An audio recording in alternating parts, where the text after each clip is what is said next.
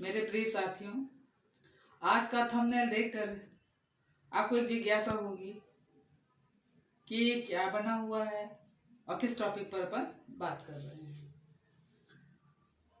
आपने देखा कि एक स्त्री लगा जैसे कठपुतली है, उसके हाथ और पैर में बंधन है और वो कैंची भी ली हुई है और एक हाथ से अपनी कैंची को के बंधन को वो काट रही है। ये सब कैसे संभव हो सका, हम इस पर चर्चा करते हैं। स्वाभाविक है, बात हम लैंगिक रूढ़िवादिता पर कर रहे हैं। जहां हम 21वीं सदी में जी रहे हैं और 22वीं सदी में हम प्रवेश करने वाले हैं, पर तब भी हम देख रहे हैं कि बेटे के आगमन में हम जश्न मनाते हैं और बेटी आने पर माहौल शांत हो जाता है। यहाँ तक कि कोई जश्न की भी परंपरा नहीं है। जबकि प्राचीन काल से हम देख रहे हैं कि लड़कियों को या तो आने नहीं दिया जाता, और यदि आने दिया जाता है, वैसे तो देखा जाए जो जैविक रूप से जो लड़कियां हैं बहुत मजबूत हैं। 7 मासी और 8 मासी लड़कियां जी जाती हैं, 8 मासा लड़का नहीं जीता। या तो उनको पेट में ही मार दिया जाता है, कन्या भ्रूण हत्या हो जाती है, और यदि वो सौभाग्य से जीवन जीने को उन्हें मौका भी मिल जाता है तो कहीं ना कहीं वो भेदभाव का शिकार और शोषण का शिकार होती ही हैं। चलिए आज अपन इस पर चर्चा करते हैं। पूरी बात समझने से पहले हमको ये देखना पड़ेगा कि हम किस पर चर्चा कर रहे हैं। जैसा कि मैं आपको बताना चाहूंगी, लैंगिक रूढ़िवादिता से मुकाबला करने के लिए जो भारत के 50वें CGI हैं, डॉक्टर जस्टिस धनंजय यशवंत चंद्रचूड़ जी द्वारा एक हैंडबुक जारी की गई है, जो भारत में लैंगिक रूढ़िवादिता से मुकाबला करने के लिए की गई है और ये कानूनी पेशे के लिए की गई है। प्रैक्टिशनर, वकील, जज उनके लिए की गई है। पर बड़ा इंटरेस्टिंग टॉपिक है। देखिए किस भाव से ये बात कही गई है, कैसे इस पे अमल होगा। लैंगिक रूढ़िवादिता को समझने के लिए हमें सबसे पहले लिंग और जेंडर को समझना होगा। लिंग यह एक हमारी जैविक पहचान है जो उन शरीर के अंगों के आधार पर है जिससे हम पैदा होते हैं। और जेंडर क्या है? समाज हमसे इसे जैविक लिंग के आधार पर हमसे ये उम्मीद करता है कि हम कैसा व्यवहार करें। अब ये जो कैसा व्यवहार करें, यहीं पे सब कुछ निर्भर है। अब जैसे स्वाभाविक है, हम लैंगिक रूढ़िवादिता में हम स्त्री पुरुष की बात कर रहे हैं, तो महिलाओं के लिए क्या कहा जाता है? घर का काम, चूल्हा चौका वही संभालेंगे, पोषित रहेंगे, पुरुष ही कमाएंगे। और समाज पर यही विचारधाराएं प्रकाश डालती हैं, प्रभाव डालती हैं, और यही जो पूर्व धारणा है हमारी है, ये पारंपरिकता है या पूर्वाग्रह है या पितृसत्तात्मकता है। यही विचार धारणा एक प्रथा बन जाती है और रूढ़िवादिता कायम हो जाती है। और ये रूढ़िवादिता चाहे वो भारत के धर्म हो, समाज हो, यहाँ उसका शोषण, अपमान और भेदभाव शुरू हो जाता है। हम इससे इसलिए अंदाज लगा सकते हैं कि ये जो लैंगिक रूढ़िवादिता है ये सिर्फ भारत में नहीं है, पूरे विश्व में है। महिलाओं के साथ पूरी दुनिया में भेदभाव हो रहा है। और यदि हम देखें वैश्विक लैंगिक भेदभाव का जो सूचकांक है 2023 का, उसी में हम देखते हैं कि 146 देशों में भारत का 127वां स्थान है। मतलब ये जो लैंगिक भेदभाव है, इसकी जड़ें भारत में कितनी गहरी हैं और कितनी मजबूत हैं, इस पर हमें विचार करना है। चलिए अब हम अपने टॉपिक पर आते हैं कि भारत का जो संविधान का अनुच्छेद 21 है, वो ये कहता है कि व्यक्ति को गरिमापूर्ण जीवन जीने का अधिकार है। तो ये जो गरिमापूर्ण जीवन है,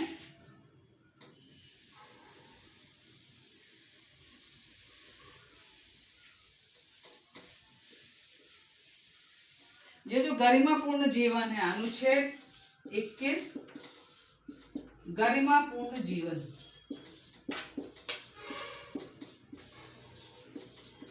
तो यह सिर्फ पुरुष को अधिकार नहीं है, सभी व्यक्ति उसमें पुरुष, महिला, ट्रांसजेंडर सभी शामिल हैं, जिन्हें की गरिमापूर्ण जीवन जीने का अधिकार है। CJI doctor justice Dhananjaya Chandrachud सरदार द्वारा अभी उन्हें इस पद पर आए 1 वर्ष हुआ है और 2024 में वो रिटायर होने वाले हैं। उससे पहले अपन देखना चाहेंगे कितना उन्होंने पॉजिटिव काम किया। उससे पहले उन्होंने मार्च में 2023 में ही मार्च में LGBT के लिए उन्होंने एक हैंडबुक जारी की और मार्च में उन्होंने अंतर्राष्ट्रीय महिला दिवस के दिन हम महिलाओं से कहा था कि हमारा सर्वोच्च न्यायालय महिलाओं पर कार्य कर रहा है, कुछ अच्छा आपको पॉजिटिव देने की कोशिश हम कर रहे हैं। और ये काम उनका कोरोना काल से चल रहा था और इस हैंडबुक को तैयार करने में उन्होंने एक महिलाओं की कमेटी थी उसको निर्धारित किया।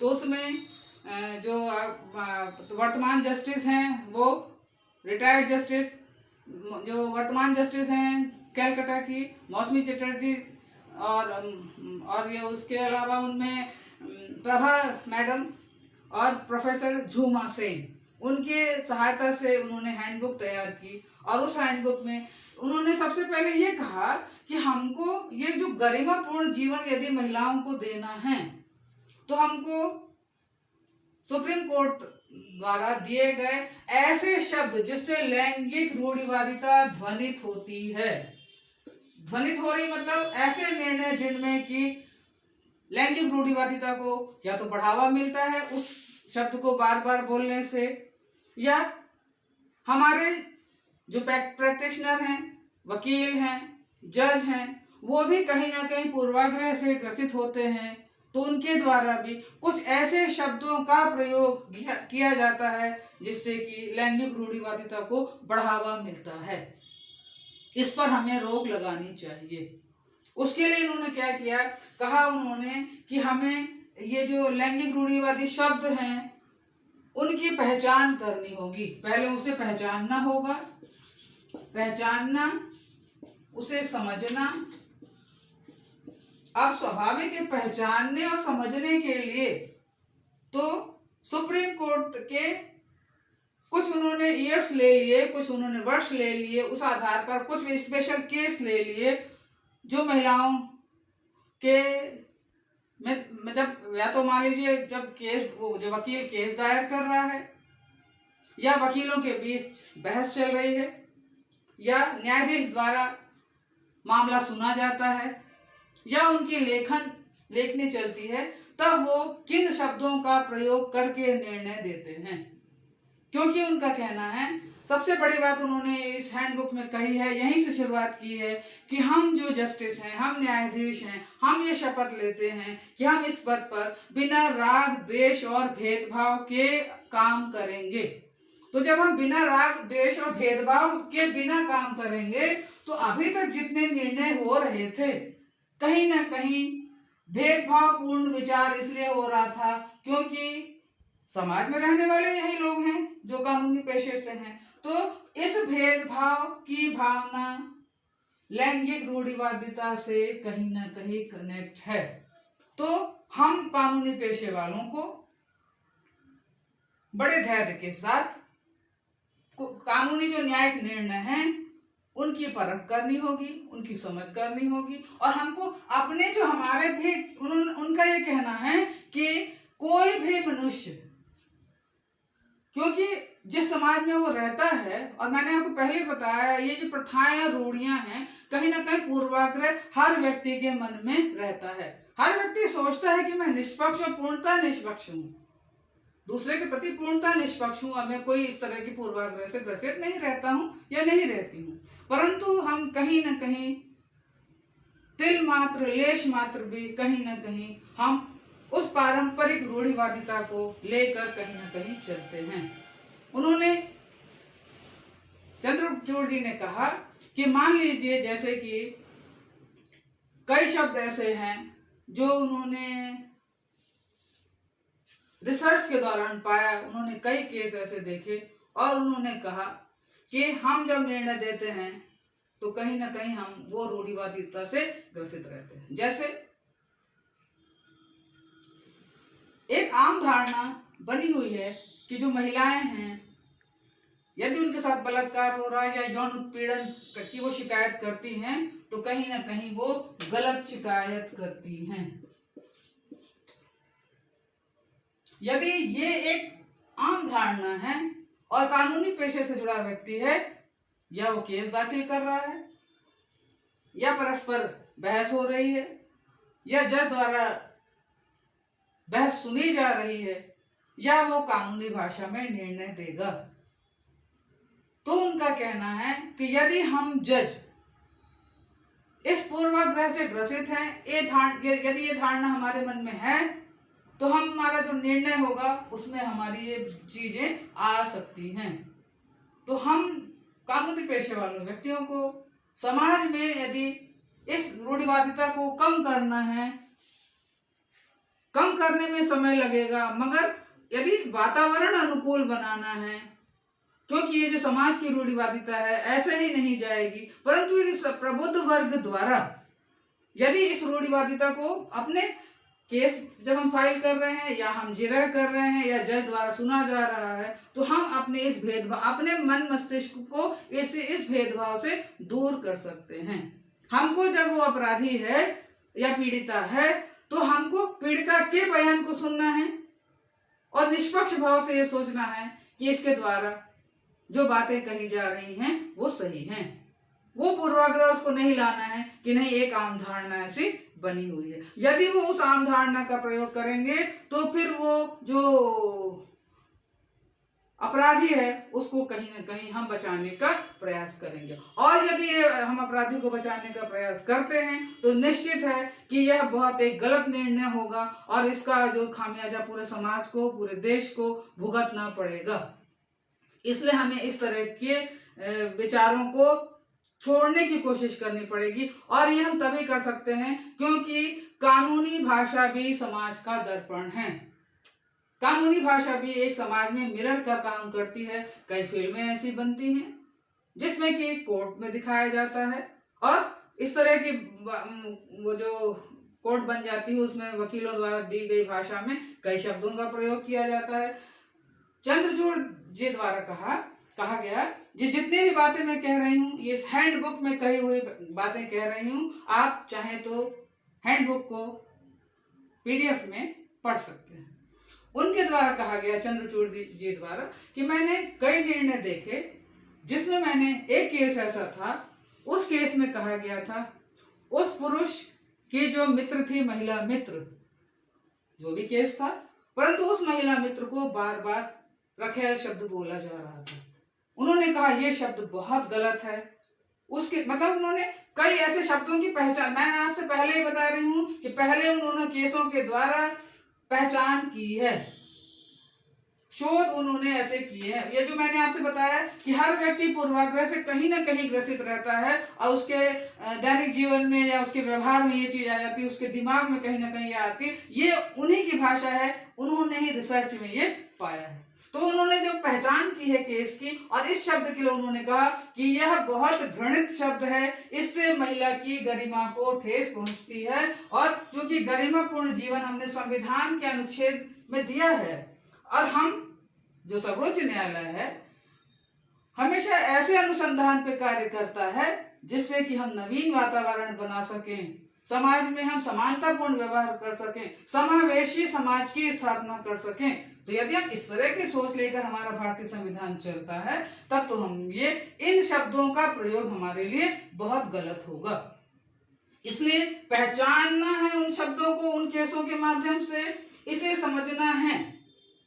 समझ के हम फिर ये जो गलत इन दिस सेंस है कि ये हम यदि हम न्यायाधीश भी उन्हीं भाषाओं शब्दों का प्रयोग करते हुए, कानूनी भाषा का प्रयोग करते हुए, हम जज द्वारा यदि अपनी लेखनी में ऐसे निर्णय दिए जाते हैं जिसमें लैंगिक रूढ़िवादिता ध्वनित होती है, तो ऐसे में हम समाज में कैसे हम लैंगिक रूढ़िवादिता को कम कर सकते हैं। यदि हमारा पेशा ही इसको बढ़ाने की सोच रखता है, तब हम समाज में अच्छी सोच कैसे विकसित कर सकते हैं। इसलिए उन्होंने कहा कि हमें इसे बदलना होगा। बाध्यता नहीं है, बदलने हेतु प्रयास किया जा रहा है। ये उन्होंने 16 अगस्त 2023 को हैंडबुक जब जारी की तब उन्होंने कहा। कई ऐसे शब्द हैं, कुल 40 शब्द हैं जो उन्होंने मतलब जितने सारे केस का उन्होंने अध्ययन किया और उन केस के माध्यम से उन्होंने 40 ऐसे शब्द पाए अपने अध्ययन के दौरान, अपने रिसर्च के दौरान, कि यदि वो बच्चों के लिए या महिलाओं के लिए प्रयोग होते हैं तो उनके गरिमापूर्ण जीवन को कहीं ना कहीं ठेस पहुंचती है, ट्रांसजेंडर के पर कहीं ना कहीं ठेस पहुंचती है। इसलिए उन्होंने उनके लिए हैंडबुक जारी करी और यहाँ बच्चों और महिलाओं की वो बात कर रहे हैं। जैसे मैंने अभी आपको शुरू में बताया था कि यदि लड़का उत्पन्न हो रहा है तो खुशी, और लड़की है तो खुशी नहीं हो रही, तो उसके लिए उन्होंने क्या है कि बॉर्न गर्ल बेबी नहीं बोलना है, अपन को बोलना है असाइंड फीमेल एंड मेल। जो बर्थ हुआ है फीमेल एंड मेल में से किसी का बर्थ हुआ है, ना कि हमको कहना है लड़का या लड़की हुआ है। मान लीजिए जैसे कई शब्द, जैसे कई केस ऐसे होते हैं, उस केस में उनके द्वारा, वकीलों द्वारा कहा जाता है कि उस महिला ने या उस लड़की ने उत्तेजक कपड़े पहने हुए थे इसलिए ऐसा हुआ। तो ये जो उत्तेजक कपड़े शब्द है उस पर रोक लगी है। तो कहा गया है कि नहीं, अब ऐसा नहीं बोलना, उसकी जगह सिर्फ हम ड्रेस का शब्द का उपयोग करेंगे, हमको ये शब्द लाना ही नहीं है, अपने दिमाग में इस तरह के हमको शब्द लाना ही नहीं है। और जैसे मान लीजिए कहा जाता है समाज में, एक आम धारणा ये भी है, जैसे महिलाएं हैं, महिलाओं के संबंध में कहा जा रहा है, जैसे वही पूर्व धारणा जो बनी हुई है, लैंगिक रूढ़िवादिता बनी हुई है। जैसे जो भी मैंने एक शब्द आपको अभी मैंने बताया कि ध्वनित हुआ कि महिलाएं झूठ बोल देती हैं अपने, यदि उन पर यदि इस तरह के केस लगा रही हैं, तो स्वाभाविक है महिलाओं के प्रति समाज के में एक आम धारणा जो गलत बनी हुई है, इस तरह की धारणाओं को हटाना है। जैसे मान लीजिए एक धारणा ये है, यदि कोई महिला है तो भविष्य में वो माँ जरूर बनेगी, यदि वो विवाहित है तो माँ जरूर बनेगी। विवाहित है, ये उसका अपना स्वयं का निर्णय है कि वो माँ बनना चाहती है कि नहीं। तो ये जो लैंगिक रूढ़िवादिता है कि वो माँ बनेगी, परंतु बदला उसका ये है, बदला हुआ स्वरूप ये है कि पुरुष और महिला दोनों को अपना निर्णय लेने का अधिकार है, वो स्वयं का उसका निर्णय होना चाहिए कि वो ऐसा करेगी कि नहीं करेगी। तो ये रूढ़िवादिता पर हमको नहीं चलना है। जैसे मान लीजिए एक शब्द आता है अविवाहित माँ, तो अविवाहित माँ जब बहस हो रही है, इन शब्दों का प्रयोग किया जा रहा है। तो चंद्रचूड़ जी द्वारा कहा गया है इस शब्द को हटा करके उस महिला को गरिमापूर्ण शब्द दीजिए, उसे हम अविवाहित माँ की जगह हम उसको सिर्फ माँ की हम संज्ञा दे रहे हैं और हमको कहना है। मैं ये कहना चाहूंगी, मोस्टली बहुत घरों में वकील हैं, आज हमारा जो वीडियो देखा जा रहा, हो सकता है कोई वकील भी सुन रहे हों हमारे व्यूवर्स में, तो मैं ये कहना चाहूंगी कि अब आप हाउस वाइफ शब्द का प्रयोग तो न करें, क्योंकि हाउस वाइफ शब्द पर अब रोक लगा दी गई है। हाउस वाइफ को कहा जा रहा है, हाउस वाइफ अब वो नहीं है, हाउस वाइफ को कहा जा रहा है होम मेकर। होम मेकर कहा जा रहा है। देखिए कितना शानदार शब्द है कि वो घर संभालने वाली नहीं है, पूरा वो होम मेकर है। इसलिए देखिए कितना अच्छा गरिमापूर्ण शब्द मिला है अब हम महिलाओं को, होम मेकर। और यदि हम कभी कोई जिरह के दौरान हम बात करते हैं, इंडियन, मान लीजिए ऐसा कोई केस आया, इंडियन वुमेन ने ऐसा कहा, वेस्टर्न वुमेन ने ऐसा कहा, और इंडियन वेस्टर्न दोनों तरफ से बोले गए वकीलों के माध्यम से यदि इन तरह के शब्दों का प्रयोग किया जा रहा है तो वहां सिर्फ कहा जा रहा है वुमेन, न कि इंडियन और वेस्टर्न की बात की जा रही है।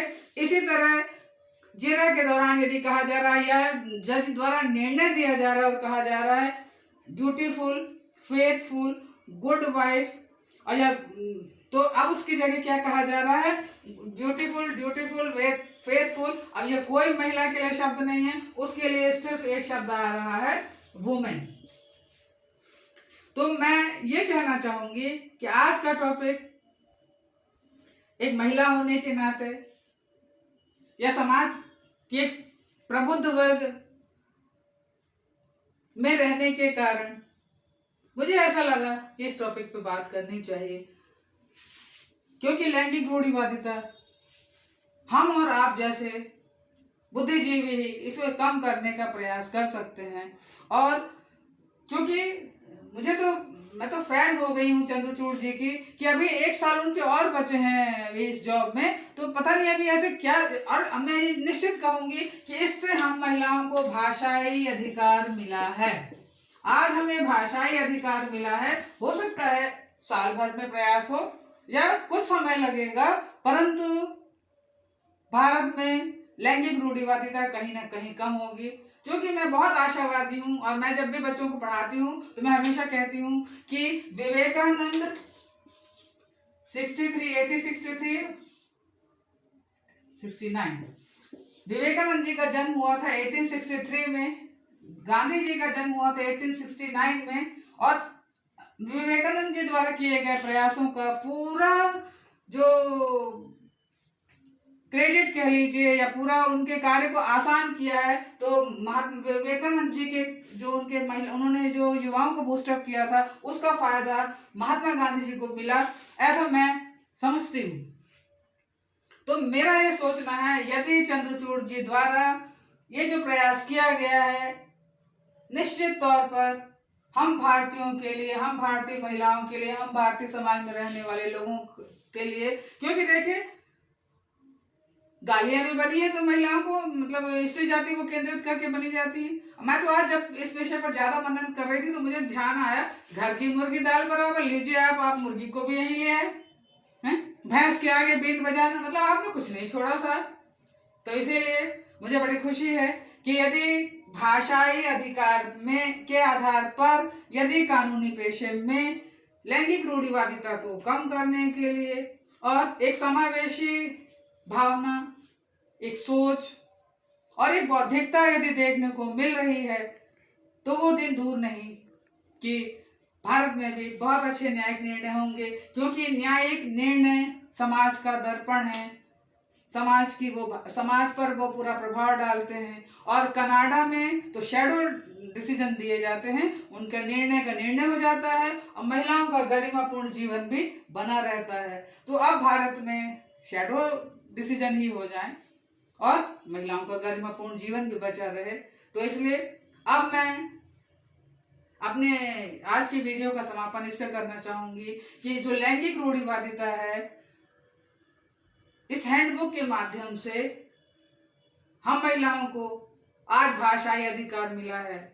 वो दिन दूर नहीं कि शायद मैं इस आशा के साथ यह कहना चाहूंगी कि जब हम 8 मार्च 2024 को महिलाओं की स्थिति पर बात करेंगे, विश्व का संदर्भ तो लेंगे, परंतु भारतीय महिलाओं में इस हैंडबुक के क्रियान्वयन का क्या प्रभाव पड़ा है, कानूनी पेशे में क्या सुधार आया है, और चूंकि कानून के जो न्यायिक निर्णय हैं ये समाज का दर्पण होते हैं, समाज की भाषा है, तो इसलिए निश्चित तौर पर भारत की सामाजिक व्यवस्था निश्चित तौर पर सुधरेगी और हम डॉक्टर चंद्रचूड़ जी के इस विचार को आगे बढ़ाएंगे कि समावेशित गरिमापूर्ण जीवन हम महिलाएं जी सकें। ये वीडियो कैसा लगा जरूर बताइएगा, क्योंकि मैं जानना चाहूंगी कि आज मैं अपने विचारों को या इस हैंडबुक के माध्यम से अपने विचारों को मैंने कहाँ तक पहुंचाया है। बहुत बहुत धन्यवाद व्यूअर्स।